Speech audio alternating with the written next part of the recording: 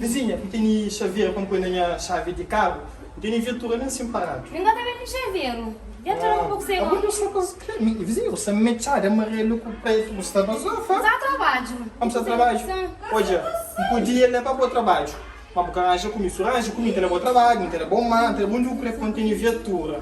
Olha. Viatura para quê? Viatura para tudo guardado, não dá para pegar o tapete. já não por igreja se não trabalho mais. Eu estou acostumada com o menino de rotunda, aquele é um problema. Aquele que me diz rotunda. Vizinha, está hora assim na cara. Vizinha? Antes de pegar, tem que dar um jogo, comendo com seu seco, tem como morar na minha porta. Credo, minha. Ô, menino, desiste. Tá bom? Já. Pessoal, caso me escute vídeo, burrigo de vídeo, mas não se alguém também para de vídeo, entende?